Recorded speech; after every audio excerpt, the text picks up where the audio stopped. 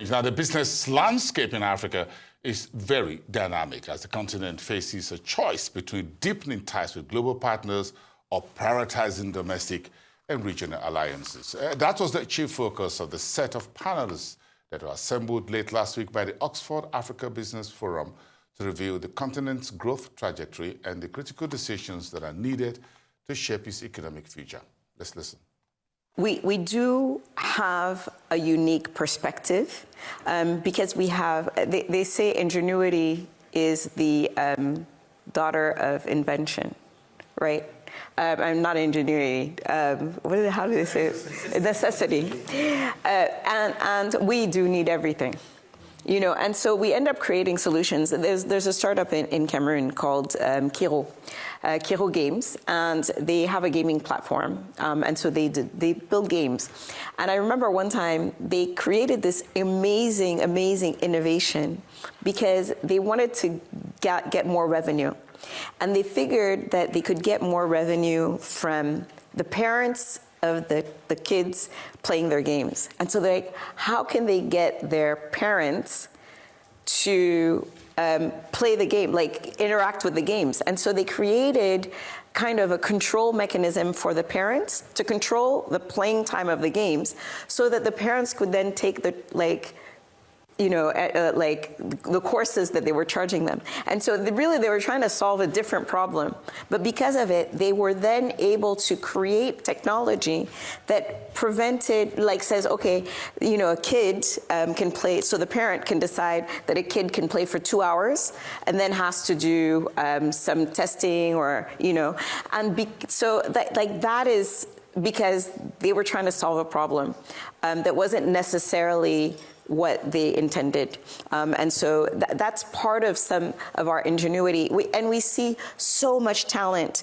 One of the things, one of my hats is I'm the current head judge for the Africa Prize for Engineering Innovation.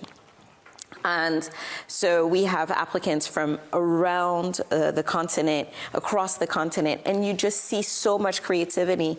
Last year, our winner was a South African. And you know how difficult it is to get certain medications, right? Especially for chronic illnesses, and you have to go to clinics, you know, government usually clinics, and then stand in line. And so they created like a kiosk, and you get an SMS code when your medication is ready. You get an SMS, a text message, and then you go and put the code in, and then your medication comes out. And so it like also the stigma associated with certain illnesses. And so I think that's something, again, it's unique. It was created for Africa, but it could work around the world. And what I always encourage our entrepreneurs to do is to not just build for local. It's great. But like when Facebook was created, they didn't say, oh, we just want to address our local, you know, we need to think big. And so not just addressing local, but seeing our technology being an export commodity. When I built my first startup, it was very unique, whereas you're trying to build infrastructure, SaaS, which is software as a service, enterprise SaaS for large businesses such as banks, mobile operators, and large retail. In other parts of the world, you build something like that, you have a team that uses it, and they're on their way. You can charge $500,000 to $1 million to do so. But there's some very unique things on the continent, right? There's a difference between consumer software and business software.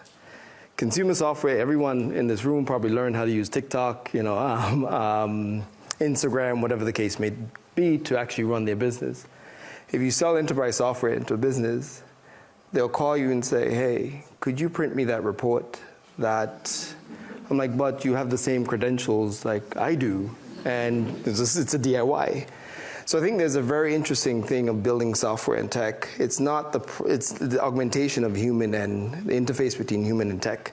And I think it's encouraging because if you think about the continent as we build, as I build the second startup, where you look at SMEs, there's a huge population of unemployed, brilliant minds that you can use to augment that relationship between tech and human. And for us, what we're trying to do is call them like digital experts. How do you create this huge network of digital experts that could be augmented with the technology? Because I think there's a misconception that technology is going to solve it all, right? And also there's a misconception, whereas if you get on the internet, the magic's going to happen, not realizing that in big businesses you have teams understanding how marketing, sales, and customer success. So if you think about this augmentation of tech and human, which is very unique to the continent, I believe, right? You can actually solve larger problems when you think of economic stability, also knowledge transfer, and also builders and future builders.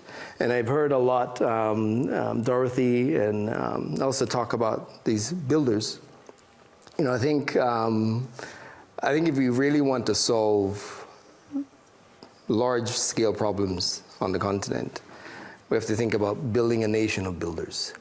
Right? And if we think of all the countries across Africa, if we have that mindset within education, because we are, everyone has a degree here, right? And you're going to think about your consulting job and everything else that you go out and adapt to. But I'm thinking of, if you think about builders and building future and building the future of Africa that you want, I think the mindset changes, right? And for us, I think there's a uniqueness of the 1.4 billion consumers we have on the continent. Government tends to be very inefficient. We always talk about public-private partnership. I've added another P.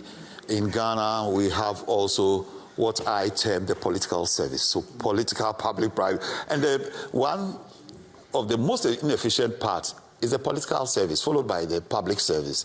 Then we have the private service in that. Unfortunately, there's not that much dialogue between, especially the political service and private sector. There's the lip service of the private sector being an engine of growth and that. But even for top companies like ourselves, leading companies like ourselves, sometimes there isn't collaboration. There isn't also discussions and that between ourselves and government with regard to policy. It's changing a bit. I think government could do a bit more in engaging market leaders and before certain policies and that. Can you please expand on what you mean by political service? Political service is a bit controversial, but when I was growing up in Ghana, you had a public service that was that employed technocrats by merit. It has totally changed now. I see multi-billion-dollar state organizations run by political operatives. How can, in my company, right, I wouldn't employ some of these political operatives as assistant managers, right? Then you see these organizations, right? They are not political organizations. They are business organizations. I don't mind these political operators operating in the political sphere, like the ministries and that, because they are supported, even here in England, they are supported by the civil service. So you have civil servants supporting them. But you throw a political operator in an organization, a billion-dollar organization, to be a CEO, is not supported by anyone. The buck stops with him. He has to make the decisions. And that is why, and because Africa also has most of the commercial activities centered around government. So you can see that where activities are centered around an inefficient system, the system doesn't work. So that's what I mean by political service, which is probably one of the biggest services in the space.